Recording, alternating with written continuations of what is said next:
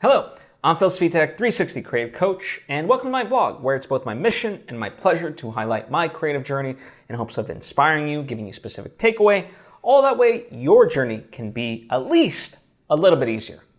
Now, before I fully get into it, I would like to take the opportunity to invite you to subscribe if you haven't already. That way you get all the various lessons and episodes that I put out right when I put them out. Thank you if you just did, and thank you if you already were. It truly does mean a lot to me, as I hope it does to you. So, it's been a while since I did kind of catch up, so there's a lot to discuss. Going back to the weekend of February 5th and 6th, we basically wrapped production on our Colombian feature film, right? My second feature film. And it was exciting, right? I mean, it didn't start off exciting. So I had my friend Jonathan Moulton. He lives in Nashville. He had a flight booked for November 4th, which was Friday, to come out. Except he had a connecting flight through Dallas. And Dallas was experiencing snow. And so moments before getting on the flight to Dallas, he gets a notification that his Dallas to LAX flight is canceled. And that was just a kick in the nuts. And so, John is someone who's just brilliant. He, from a production standpoint, he was operating one second camera. He's like a co-DP with me. And he's just a great person to have because of his, thought process and just energy and so forth, right? So a lot of value there. But, so, the thought became, okay, do I have John get on this damn plane and risk him going to Dallas and then being stuck in Dallas?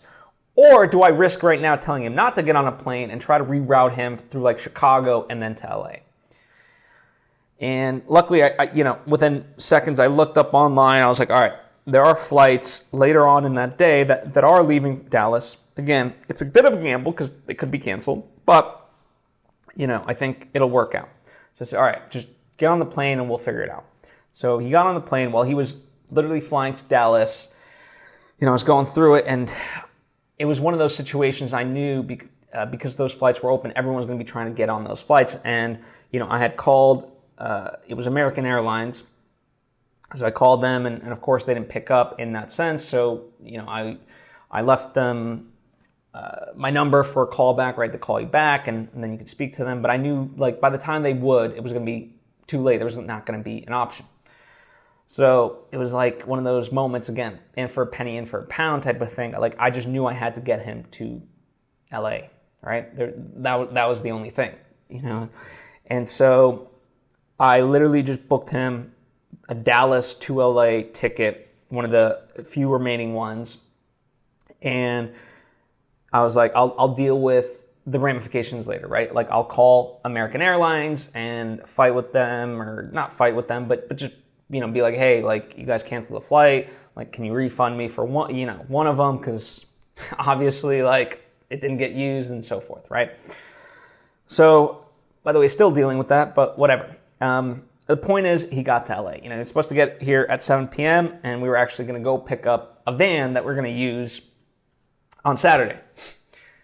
Didn't happen. Because he got in at now like 11:15, and the van pickup place that I thought we were picking up the van from, I thought it was going to be 24 hours, like most of them usually are, because they're by the airport. This thing closed at 8. So like, great. We had put a deposit on that, and now it's, and it opened up the next day at 8 a.m., but that's at LAX, and we were basically set to meet everyone at 9 a.m. So, like, there was just not a chance in hell that was going to happen. But I was like, all right, well, we'll just deal with it. We'll carpool instead, and we'll make it work. Like, it's not the end of the world. So that's how we kind of got into it. But,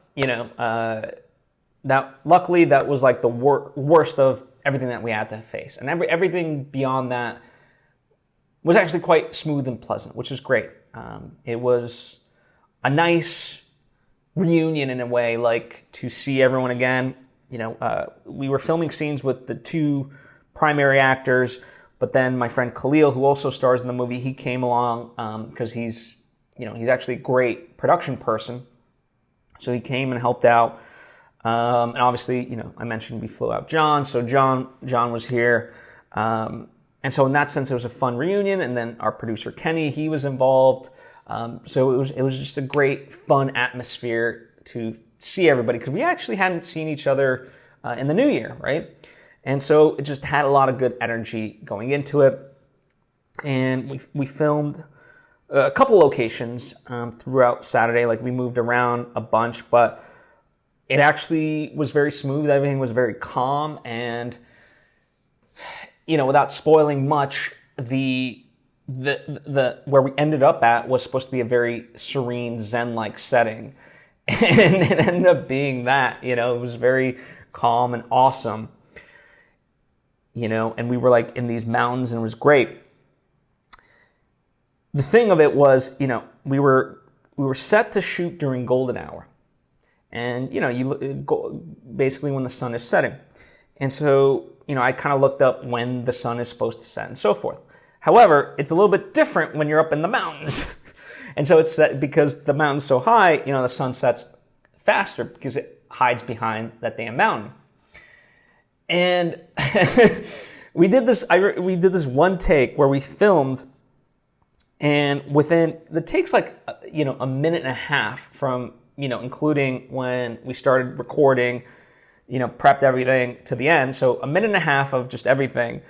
And within that minute and a half, the sun literally just disappeared. It was there, and then it's gone. But the cool part is, right, it's one of those things of like, oh, crap, now the sun's gone. But instead of panicking, right, this is where just having tools in your toolkit really helps. Or just the notion of, I like one of my very first episodes is this idea that it's not what you know, it's what you do when you don't know. And so panicking was never going to help, right? So it's like, okay, well, how do we do this? And the good news is, in many ways, what you can get away with in filmmaking today is just incredible, right? Because through color correction alone, you can take pretty much, not quite literally, right? Don't hold me to that, but it is very possible to take footage of almost any kind and through color correction alone, make it seem like it's golden hour. And that to me is just incredible, right? So knowing that in the back of my mind, I'm like, okay, cool. We can still do this and then mimic that aspect of it, and it'll be fine. It'll work. And, I'm still editing that stuff, and so I don't have like the final outcome of it, but I know it's possible, and that's the main thing is just kind of trusting that process and getting it to there. So I know it will work out, right? And overall, an exciting day of shooting. The only sort of, when I look back at this whole experience, and I'll talk about Sunday as well, but when I look back at just the general experience, the one thing, just sound, sound was like the biggest pain in the ass, simply because the lavs and so forth were just getting, not that anyone was abusing them, but they were just taking a beating for whatever reason. And, if I had to do it all over again, I'd get better audio gear. And, I was reminded of this platform called KickSplit, where you can literally rent gear for a lot cheaper than you would at a film rental place. So in hindsight, I'm like, crap, I wish I had rented $25 lavs per day. But, the saving grace of all of it was, we still made it work, number one.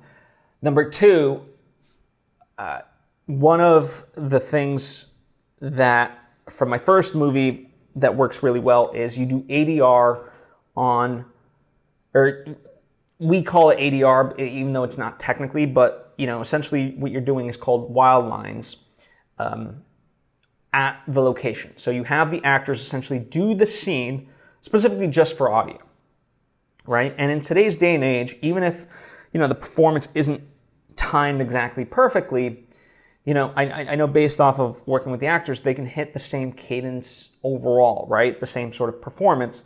And so you can readjust the timing just fine. And so we made sure to do that so that way, we had good audio. And the other thing that is just incredible and that I really want to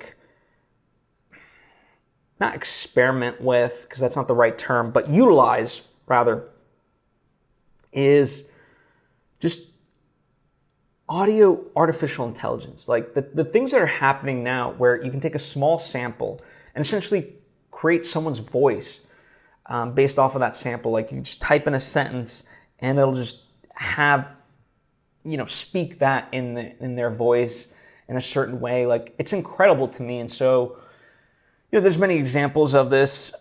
Like they're doing a lot of it with the Beatles old footage. They're going in and restoring, so it's a lot more audible, and it's intelligible and so forth. And so it's incredible to me what you can do. And it got me thinking, like, if you can really figure this out as a filmmaker, especially an indie filmmaker, because sound, for all movies, really, like I don't care if you're a Hollywood blockbuster, you're always going to have trouble with sound. I mean, I go back to like Roger Deakins on his podcast, Team Deakins. He used to talk about like on Prisoners. There was a couple of shots and they had this damn loud generator in order to power the lights. It's just so damn loud, and or whatever. And obviously that gets picked up. And so a lot of movies have to ADR the stuff.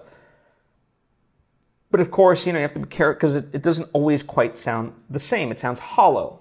And that's, for us, why we do it within the environment itself, because it sounds a lot more naturalistic versus, in this hollow booth, and then you're having to recreate the reverb and so forth.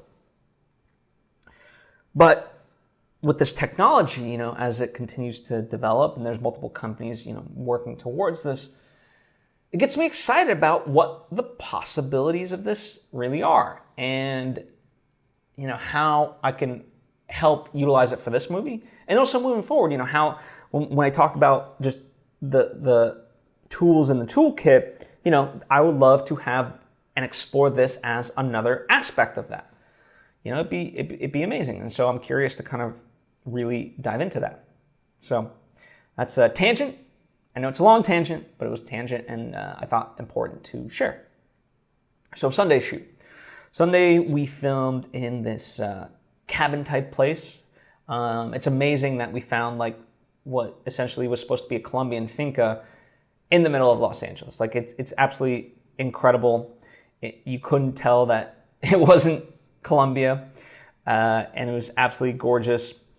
And one of the great things on that day was, we were working with two new actors that I'd never worked with before, but were fantastic. And also my friend Jeff Graham, who's a filmmaker, he came and, was helpful. And his energy was he was just so about that. He just, especially on the last day, just infused this great vibe. And he was a huge asset, right? So it was fantastic, and I loved working with the two actors. Like usually when I work with people, they're people that I at least have some connection to, right? Whether I've met them before, whether they're a friend through a friend or something like that. These are brand new people that I that I auditioned, that I cast, and I knew were fantastic, and it was great to see people's reactions to them, because I'd been talking with them, but now they finally got a chance to really interact with them, and they just did an incredible job. And so many people came up to me like, this was like perfect casting, and that makes me feel good because obviously I felt it in my heart of hearts, and to have that validated by the people working on the movie was great. So. And overall, on Saturday, we got 6 pages done. On Sunday, we got about 8 pages done and wrapped out the movie, right? And so it was good. Like it felt like a good production wrap, And one of the nice things about it, like, without the hassle of, another day of shooting or something like that, I was actually able to, within that, by Wednesday, really organize the footage, sync the footage, and start editing it, right? And so by like Saturday, I had those scenes edited that we had shot, which was incredible, right? The stuff that I have yet to edit is the montage stuff, which is interesting, right? So, when I'm learning, like, there's a lot of stuff that happens in this movie that's very visual, that's like, it's the script, let's say, hints at it, but you really expand upon it on the day of. And that just takes time, right? To really finesse, and because you're piecing together, like, let's say, even if it's 30 seconds, most of your shots are going to be 2 seconds, right? So that's a lot of shots to, structure and so forth. So the scripted stuff I edited, very fast. Now I'm working on the montage stuff. And it's, like one of the interesting parts, like I made a specific choice to, like, let me do the montage stuff later, simply because in a way you're like exercising a different part of your brain, right? Once you have the roadmap of, here's the scene, here's what character A says, here's what character B says, here's what character C does, blah, blah, blah. You have that roadmap, and now you're just picking shots and angles and the best performances and all that stuff. When you're creating a montage, you're looking for the moments and how it all fits together, and you're essentially in a much you're less assembling, you're more creating, right? That's the best way I think I can describe it. And so, I didn't want that back and forth of, put my brain to assembly, then creation, then assembly, then creation. So in that way, I was like, all right, I'll just do the montage stuff last, and get to that. And so that's what I've been kind of working on. And it's interesting in that way to work. But for me, that has helped. And by the end of this week, I hope to have the first, like the assembly edit of this entire movie. So that way I can watch it from start to finish and now really finesse it and revise it and elevate it, right? So that's exciting, to be working on in that way. As part of that, in the next phase of things, I've been, as I mentioned in a couple of episodes of the vlog, I've been talking with the sound engineer, I've been talking with the composer, and, just been talking with one of my co-writers, and just getting the ball rolling on as many things as we can. So in terms of sound design, obviously there's going to be edits and things will be trimmed, expanded, whatever.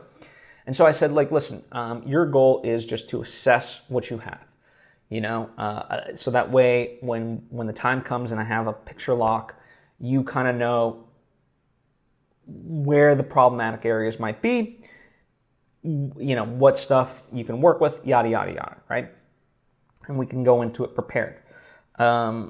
With my co-writer, right, we're looking at this and being like, okay, based on what I sent you, start thinking of what's working, what do we need to clarify, what can we speed up, yada, yada, yada, right? And with my composer, now he can finally see at least, the timing might not be exactly the same, right? But at least he can see the sequencing and start to get a flow of ideas and start, okay, let me just play around with some stuff, right? So we can keep the ball rolling. So we've been doing that. And, as part of that, right, when we talk about the edit process, some of it will come down to, I've kind of hinted at this at the past, but me going to Colombia to film certain B-roll shots and, landscapes and things of that nature to fill out and connect certain scenes from one to the other. That was always, it wasn't always the game plan, but rather than like just film, hours and hours of footage that we wouldn't end up needing, it's a lot easier to see the movie from start to finish and be like, oh, you know what, let's have let's have an establishing shot of this building for this to open up the scene, right? So that sort of idea. So I will be, the next phase of things, once I have the full edit from start to finish, I'll be able to then assess what I need, and I'll start thinking about, when I'm going to go down to Columbia and film the rest of the stuff that I need. So that's kind of the long and short of it, and that's why, last week in particular, I didn't put out as much as I normally do in terms of the episodes and things like that, simply because, my mind was, A, just recovering from filming, that was a lot. B, I wanted to get everything organized and so forth and kind of keep the ball rolling with the movie, And so anything that was kind of superfluous to that, I, kind of paused the brakes on. But it was, I didn't do any writing for my novel because I was like, let me focus on this movie, right? So I did that. But now things are getting back to a more normal schedule, and so I'm able to kind of not only work on the movie, work on my novel, and some other stuff as well. I did take a break to watch the Super Bowl, which I enjoyed. I'm not generally an LA fan. I didn't grow up here, but it, since I live here, it was fun to see them get the victory. So there's that. I'm just kind of excited to be back in a more day-to-day routine of things, which is a big weight off my shoulders. Like I said, finishing production on this movie allows for that. Even when we came back from Columbia and so forth, just the idea of knowing that in the back of my mind we still had more to film, and like I said, I had to cast. That was a lot of work to cast those people that, to make them perfect for those roles. That took effort, finding the right locations to make it work. Even though we were in LA, to make it look like Columbia, that was work. So just a lot of, and certainly that's why like Jonathan's flight, getting him here was just such a kick in the, it was like, why? It was like the last thing I wanted to deal with because I still had like so much stuff to deal with on that Friday before production that I was just like, okay, fine. Let's just another hurdle, obstacle. Let's deal with it. Let's go. But yeah, so it's a weight off my shoulder knowing that essentially, production is wrapped and we have the movie in the can, and now we're just finessing it, right? So yeah, that's kind of what I've been up to. I will be doing that. I'm going to be kind of fulfilling the stuff that I need to for the crowdfund people that have donated, for that. Part of that will be putting together the various photos from production and creating a little photo book, memory yearbook thing. Also, I'm catching up on some Patreon stuff, patreon.com/Svitek. That's where, if you're not already a member, it's a chance for us to more directly interact. So shout out to latest person who joined was Anthony Becerra. Shout out to him and Ken Knapsack and James Lott Jr. for also being patrons.